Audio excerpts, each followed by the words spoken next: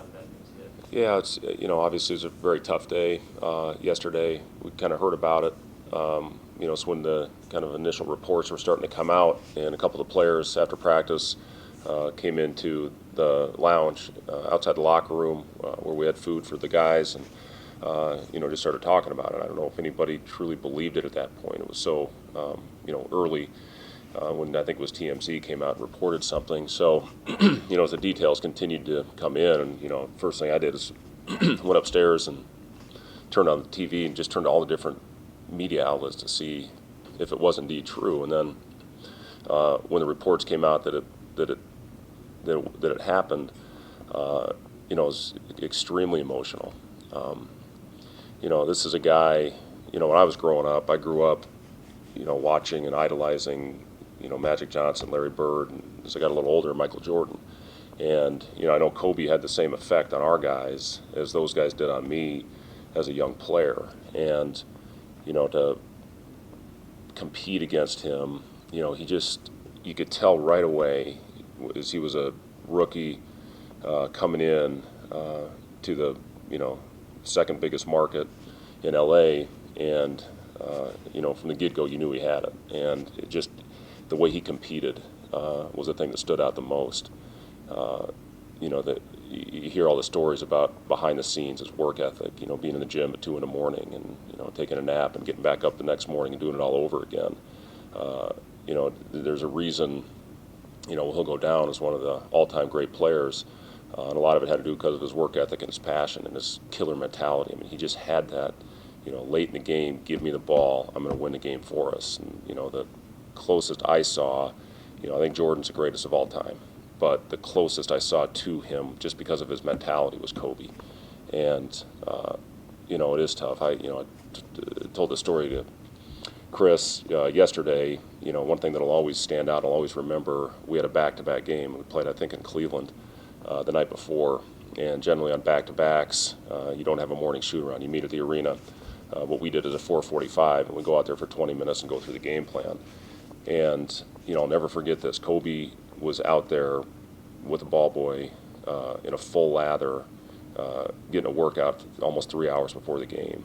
And you just don't see that very much anymore with today's player. And, for him to be out there and, to kind of share a moment in an empty gym with him is something that, that I'll never forget. And, he leaves such a lasting impression on the game. I mean, here's a guy that's probably got 20 games left in his career, and he's out there in an empty gym all by himself, working on his craft.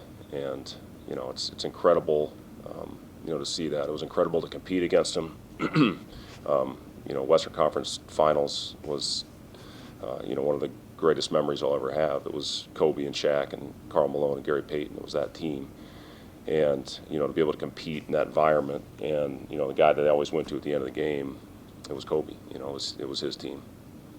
How the guys kind of responded since they got the news this morning? Yeah, it was pretty somber in that locker room when I went in there, and we talked about it, and I felt that we had to, sit in there and just talk about his greatness and talk about his passion, talk about what you can learn from a guy like that had such a love for the game. And the thing that's just awful is, as a parent, to have your daughter on board, and the other family that was on board. I mean, it's awful to think about. And again, there's larger than life figures in this world. In the basketball world, he certainly is a larger than life figure, and you just don't ever think that something like this can happen.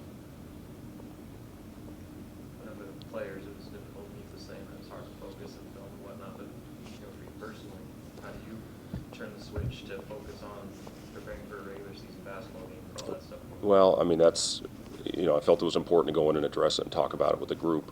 And, we talked about it for a while. And, as soon as we got done talking about it, we moved on. And, we've got a job to do to come out and prepare the best we can for this game tomorrow.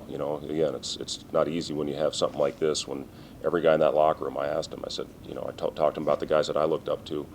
Every single one of them raised their hand. Kobe was one of the main players that they look to. I think in today's generation, Kobe and LeBron are probably the two that are looked up to the most by this generation of kid. And for our guys, it was tough. It was somber. We got off to practice. It was quiet in there, but they really picked it up as practice went on. And I thought we had a really sharp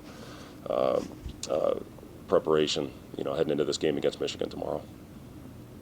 Anything really stand out to you in terms of Michigan and what they do? Yeah, I mean, obviously, one of the top point guards, not only in the Big Ten but in the country, and Xavier Simpson, a great experience. Teskey is a guy that they go to on the block. With a guy that size, with that type of skill set, he can step out and knock down the three.